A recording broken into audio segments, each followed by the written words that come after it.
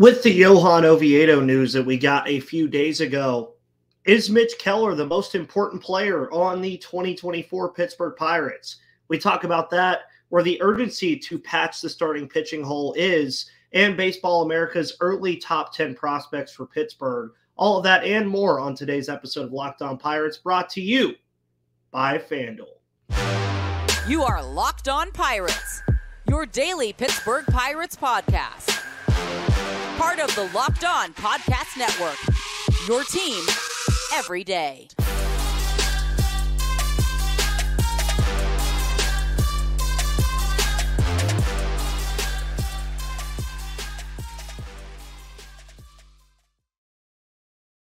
Welcome back, everybody, to the Locked On Pirates podcast here on the Locked On Podcast Network, where it's your team, your Pittsburgh Pirates. My name is Ethan Smith, your host of this wonderful show. By the way, on my lower third, right there, you can follow me on Twitter at MVP_Ethan or at Locked On Pirates for all of your news, analysis, opinions, and reactions to everything that the Pittsburgh Pirates do. And if you want to win some money right now, folks, over at FanDuel Sportsbook, you can do that because, you know, you should. You should go make some money over at FanDuel. We're going to talk about them a little bit later, though. So, as you've seen, I've only had the one episode this week. I haven't felt all that great. It's the time of the year. And you probably heard Monday's show as well about Johan Oviedo and the news that we got regarding Johan Oviedo and his potential Tommy John surgery and his elbow discomfort and all the other things that we didn't want to hear about Johan Oviedo. And throughout that entire episode, I kept calling it a scary reality. And it's a reality that the Pirates have placed themselves in. It's a reality that I think they're going to have to fix, which we'll talk about in the second segment of today's show. But it really had me thinking as well over the last couple days, who is the most important player on this roster now? And you look at the Pirates roster, and there's the obvious candidates of who the most important player for success in 2024 is. And you could go with Ke'Bryan Hayes. You could go with Brian Reynolds. You could go with O'Neal Cruz. All of those would be fine options to say that. And all of those would also be fine options to have a very good argument behind. And then you look at Mitch Keller. And normally, you would say, okay, he's the best pitcher on your staff. Obviously, he's important to the team's success, but more of what else happens behind him. Now, when I'm saying this today, folks, I'm not saying that Mitch Keller is the only thing that matters in the rotation. You still have 4 other spots that you have to figure out, and whoever they go out and get, they're going to have to be good too for this rotation to have any kind of success. But when you look at what is going on in the Pirates rotation, especially if Johan Oviedo ends up being hurt long-term and misses 2024, I don't know how you look at this Pirates 2024 team and say that Mitch Keller isn't the most important player on this roster. Because there is a wide range and multitude of things that could happen to Mitch Keller that would derail the Pirates season. Obvious one, injury. If Mitch Keller was to go down with injury next season, let's knock on wood right here while we do that. What happens to this rotation? What really happens to this rotation if Mitch Keller were to get hurt in the 2024 season? Because as I also mentioned on Monday, there was a silver lining to all this, is that the fact that the injury news for Oviedo did come out in the middle of November rather than right before spring training or in the middle of the season when it would be next to near impossible to try to patch that hole. But that's something you have to think about for Mitch Keller as well, folks, is if this happens in spring training or in the middle of the season, do any of these signings that you make for the rotation even matter? And I think that's a scary, scary thing to think about. And also, he's going to have to carry the weight again on his shoulders of the rotation. He did it last season. He was an all-star for the Pittsburgh Pirates in 2023, very deservingly. Had career highs in strikeouts, career highs in innings, career highs in a lot of different metrics that would prove that moving forward, Mitch Keller is a very, very big component to what this Pittsburgh Pirate team wants to do. But the pressure's on for him now. The pressure is on Mitch Keller. Not only do I think he's going to have to replicate what he did in 2023, he might have to even be better in 2024. To which then gets into my next point about him being potentially the best player and most important player on the roster. I would sign him to an extension right now, because we've seen now that through 4 years of a rebuild, the only pitcher that we can count on going into 2024 that we at least know of right now is Mitch Keller, who was a acquisition in the draft from the previous regime that was here. Now, obviously, if Johan Oviedo wasn't injured, he looks like he would be a very viable option for this rotation moving forward, and I still think he will continue to be, even if he is out for 2024. But you look at the rest of what you have to work with right now and what's coming, which we'll talk about that in the third segment of today's show. It's not exactly like, I'm not going to say it's bad because we don't know what these players are going to turn into, but I'm also not saying that it's all sunshine and rainbows, because it's clearly not.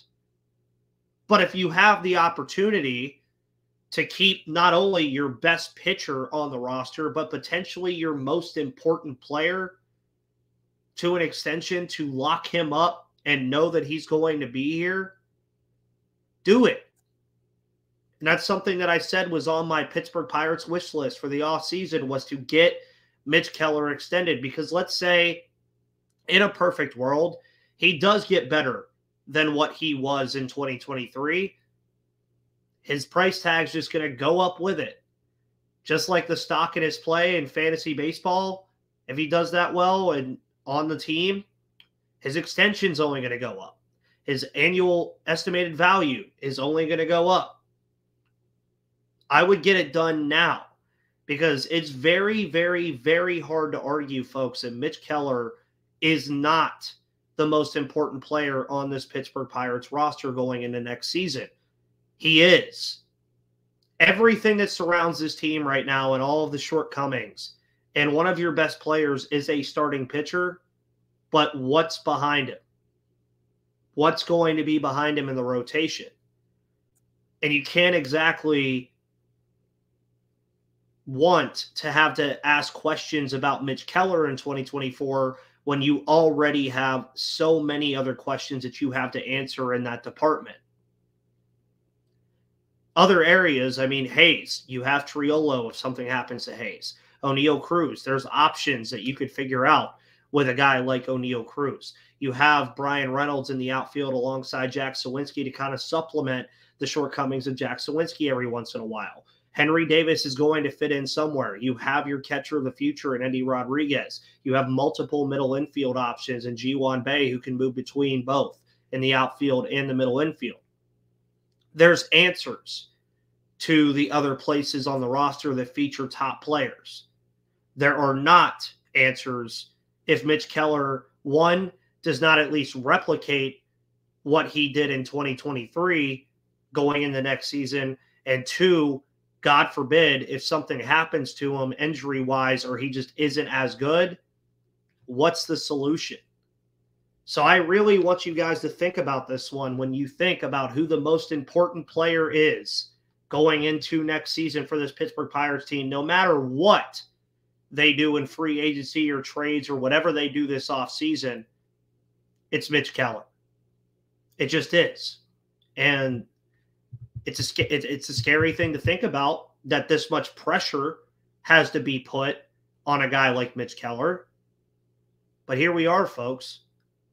And the Pittsburgh Pirates are going to have to figure it out, because if they don't, it could be a rude awakening for 2024. Before we get into the question of where the urgency is to patch these rotational holes that the Pittsburgh Pirates are currently dealing with, let's talk about FanDuel. Folks, FanDuel Sportsbook is your one-stop shop for sports betting this holiday season. You can go to FanDuel.com/LockedOn for all of the fun because the NFL season is here. And you can score early this NFL season with FanDuel, America's #1 sportsbook. Because right now, new customers get $150 in bonus bets with any winning $5 money line bet. That's $150 if your team wins. So if you think the Steelers can beat the Cleveland Browns and improve to 7-3 this weekend, go to FanDuel.com/LockedOn. Get your bonus money because all you have to do is bet $5 to get $150 in bonus bets with any $5 money line bet. If you've been thinking about joining FanDuel, there's no better time to get in on the action. You got hockey, you got football, you got basketball. There's college football, college basketball. There's so much stuff right now to go bet on. So go do it. The app is also super easy to use, and there's a wide range of betting options that include spreads, player props, over-unders, and more. So visit FanDuel.com/LockedOn and kick off the second half of the NFL season because FanDuel is an official partner of the NFL and an official partner of the Locked On Podcast Network.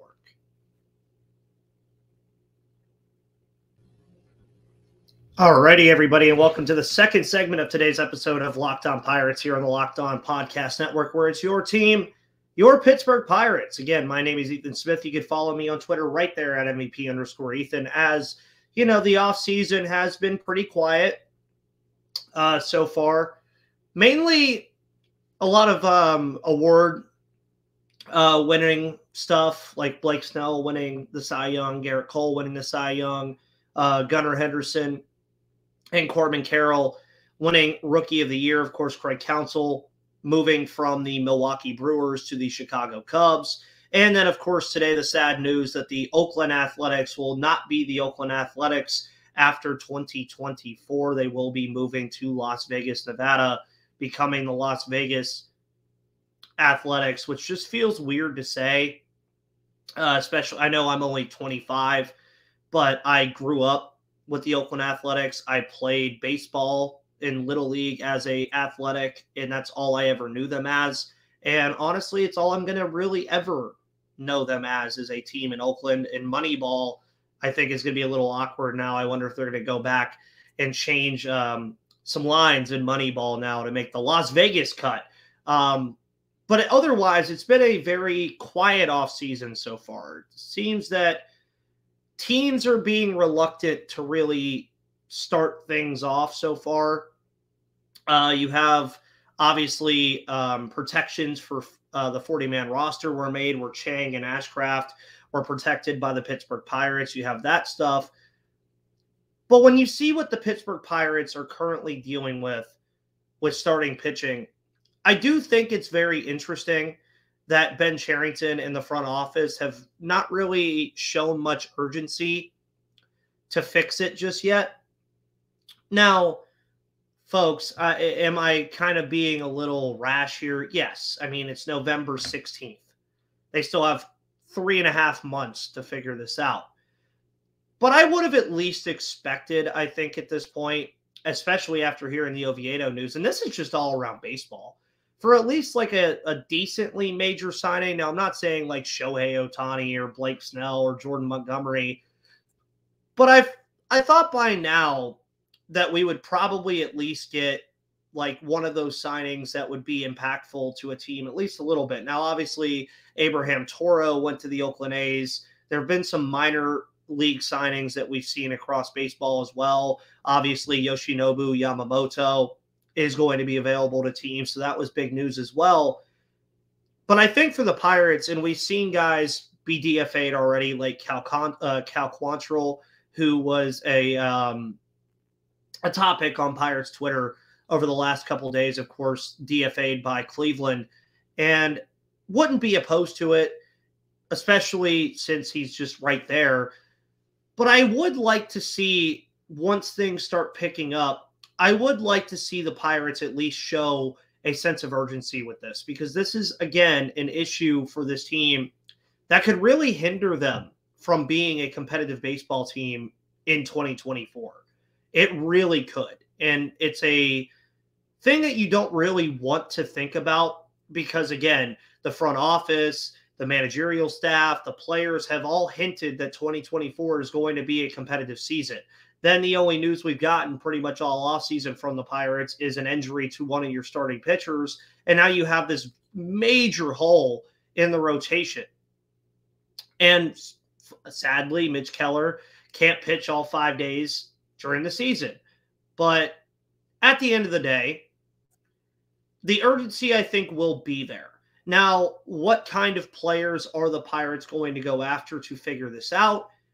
We don't really know. There hasn't been a lot of talk on what the Pirates are really going to do and how they're going to attack this. And you guys heard who I would really like to see come over to Pittsburgh: Alex Wood, Martin Perez, Eduardo Rodriguez, Vince Velasquez on a return would be pretty nice. But when you look at the state of the rotation and what's available to you now, there's just too many questions. There's too many things that you're going to have to try to answer while the season is going on that I just don't think Pirates fans are going to want to put up with. I don't think it's something even the front office really wants to put up with. And I know that we all love Roansy Contreras. We love Luis Ortiz and his massive jump that he had and his meteoric rise that he had through the system in 2022. Quinn Priester has consistently been one of the top arms in the system and now officially made its MLB debut, but didn't really impress like a lot of us would have hoped to see. But again, with everything I just said, that's a lot of questions. And you don't exactly want to be asking yourselves a lot of questions in a year where you say that you want to be a competitive baseball team. So the urgency, I need to see it. And as I also said on Twitter or X or whatever you want to call it nowadays, anything that doesn't pertain to a starting pitcher at this point, I just don't really care. I don't think it matters in the grand scheme of things. It will eventually. But I do think if you're going to show that sense of urgency in acquiring starting pitching, it needs to be starting pitching. It just needs to be. It doesn't need to be a first baseman unless it's, Rhys Hoskins or Santana or one of the big names. I mean, if you go out and get a big name, that's fine. But I do think right at this current moment, your only thought process that you need to have is fixing this rotation. And by fixing it, we don't know if they're going to truly end up fixing it by acquiring these guys. These are all wild card signings unless you go out and get these crafty veterans that we've seen play, like a Perez, like a Rodriguez. It's stressful. As a podcast host for this, covering this team, as a fan of watching this team, as you guys, the listener and the fan, to not really know what's going on because the urgency hasn't been shown yet. And it's really just a lot of questions. And who do I want to see on this team? And who does the front office want to see on this team? And what's going to be available? And how much are they going to spend? And what are they going to go after? It's a lot of stressful questions. It's not like we have a set rotation and then we just need one arm. They need 3, probably at the least, for me to at least even feel in the slightest comfortable about what's going on with this rotation. And even then, you have to consider, how do these guys turn out depending on who they get? Yeah, it might be fine and dandy that they get Martin Perez, but do they get 2023 Martin Perez, who still isn't a bad pitcher? Do they get the potential Cy Young candidate Martin Perez, or does he start to regress a little bit? It gets a little interesting. Eduardo Rodriguez, do they go out and spend that much money to get him? It's a lot of questions. But the urgency needs to be there. And it needs to be there not only for us, it needs to be there for the team itself, for those players on the roster, for Mitch Keller right now. Because if you are saying we want to be competitive in the calendar year 2024, you got to show some urgency and go out and get some of these guys. And honestly, I expected them to go get Cal Quantrill. Because why not? I mean, you have nothing else to lose at this point with what you have in the rotation. But I do suspect that once things start to pick up, the Pirates will be fully ingrained in the starting pitching market. How they'll be ingrained in it, I don't know. None of us know. But I do think that this offseason, although it's gotten off to a rocky start for this Pittsburgh Pirates team, I do think it's going to end up being a pretty good offseason. I do think that the Pirates are going to do some worthwhile things and give us a little sigh of relief. Not a big sigh of relief, but a little tiny sigh of relief once it's all said and done. And before we talk about Baseball America's early top 10 prospects for the Pittsburgh Pirates, which ironically enough is loaded with pitching, be right back.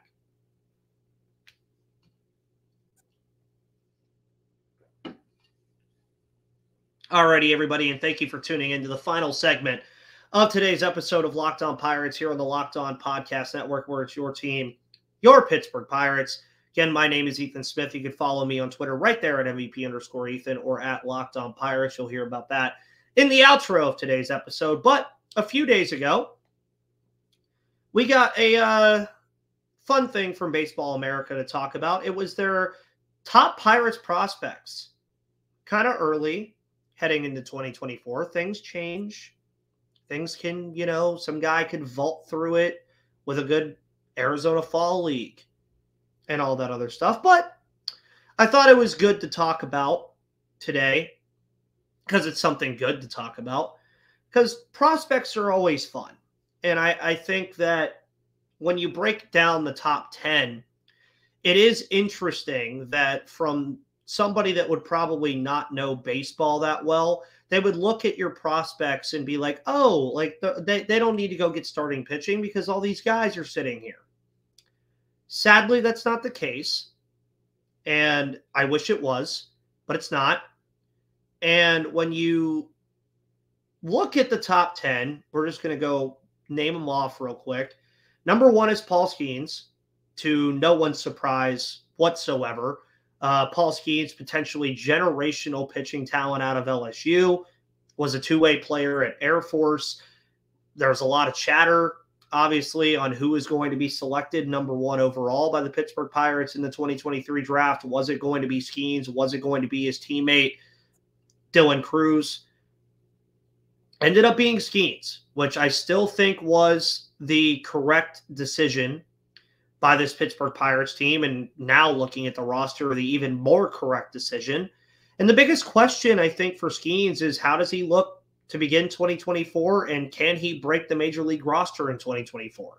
I think those are the two biggest questions that will surround him throughout the entire season. I think he'll start in Double-A Altoona, quickly jump to Indianapolis, and if he performs well in Indianapolis, folks, you're probably going to see him in a Pittsburgh Pirates uniform. Now, I would say the earliest that you probably get that is, I'd say, July, maybe August. Don't expect it to be at the beginning of the season because that's just not how it works. But Paul Skenes speaks for himself. Bubba Chandler, one of my favorite prospects in the entire system, comes in at number 2. Obviously, we remember his draft story, elected to come to the Pittsburgh Pirates in the draft rather than going to play quarterback for the Clemson Tigers. And Dabo Swinney has risen up the board ever since he got here. Phenomenal young pitcher. Jared Jones, a guy that will be on a lot of people's radars, comes in at number 3 as a guy who could potentially break the Major League roster in 2024. And Jared Jones hopefully will not fit the mold of what we've seen from a lot of these guys that have come up, like a Quinn Priester, who we'll mention in a minute, and other guys like that. Jones, phenomenal fastball, is still working a little bit on his off-speed pitches, but is doing some very good stuff with it. I think he's going to continue to get better in 2024. I think he's going to solidify himself as a potential rotation arm in this Pittsburgh Pirates system, and you will probably see Jared Jones debut next season. Anthony Solometo comes in at number 4, a guy that I could see getting a little bit of a cameo at the end of 2024. Phenomenal lefty, has that really wacky finish that he's kind of tinkered with throughout his time in the minor leagues, but he is absolutely feasted on the bottom levels of the minor league system. I think he'll probably start in Double-A and stay there for quite a bit in 2024. Eventually move on to AAA in Indianapolis. Maybe make a cameo start in August or September. But if he really improves, he's another guy like Jared Jones that honestly I wouldn't be surprised if he actually made his way to the Pittsburgh roster. Obviously, Termarr Johnson comes in this list at number 5 and the top bat in the system via Baseball America. We know enough about Termarr Johnson at this point, the number 4 overall selection in 2022. Kid is only like 5'8", 5'9", still growing into his body, has very sneaky power, had a phenomenal 2022 and 2023 campaign. Will only continue to get better. Future second baseman on this roster will continue to grow throughout 2023. Has the or 2024, sorry. I would say he has the possibility to make a appearance in 2025 full time, but it just really depends on how he continues to grow, how he continues to develop, and if he can stay healthy. Quinn Priester clocks in at number 6, did not play enough and did not graduate in 2023 to come off of the prospect list, and comes in at number 6. His issues were apparent in Pittsburgh and is a big reason why we have a lot of questions in the rotation. Has to work on the fastball placement, has to work on getting a consistent off-speed pitch, has to work on his command. Those are the big things that Quinn Priester needs to work on in the offseason. We don't really know where he's going to start the year. I guess it will really depend on how his spring training goes. I could see him starting at the MLB level as a back-end rotation option. I could see him starting in AAA and honing things down and eventually coming back up. Another phenomenal arm, Thomas Harrington, comes in at number 7. Much like Solometo, has dominated the bottom levels of the system. I think he'll probably start the season still in Single-A. He's still a younger candidate and a younger kid. I think he'll start in Single-A, Greensboro, quickly make his way to Altoona, where I think he'll spend most of the year, maybe get a jump to Indianapolis at the end of the season in 2024. 2025 will come. I think he'll start in 2025 in Indianapolis, and then obviously make his way into the rotation conversation. Nick Gonzalez comes in at number 8. Nick is somebody that I've loved ever since the Pirates drafted him. The first draft pick that I had the pleasure of covering on this podcast. He was the 2020 pick for the Pittsburgh Pirates at number 7 overall, was considered the best pure hitter in that class. Sadly, has not really shown us a lot of that at the MLB level, does fine at the minor league level. Hopefully he doesn't turn into a 4A player. I do think he'll continue to grow in himself, and then he'll eventually bring those bat tools to the major league level and be a very consistent hitter on this roster. Sung Chae Chang, the first of 2 guys who Braxton Ashcraft comes in at number 10, that were protected by the Pittsburgh Pirates to be on the 40-man roster and avoid Rule 5 eligibility. Both of those guys are going to continue to do good things. They deserve to be in the top 10 by Baseball America. Ashcraft, I think, will end up being the better of the 2, but still very young players that have a lot of growth to do. Guys, thank you so much for listening to this episode of Locked On Pirates here, or watching if you're on YouTube, here on the Locked On Podcast Network. You can follow me on Twitter right there at MVP_Ethan, or at Locked On Pirates for all of your news, analysis, opinions, and reactions to everything the Pittsburgh Pirates do this wonderful 2023-2024 offseason. You can follow this podcast on Spotify, Odyssey, Google Play, YouTube, Apple Podcasts, or wherever you get your podcasts. Have a wonderful rest of your Thursday, November 16th. Thanksgiving's a week away, folks. But until then, we'll see you on the flip side.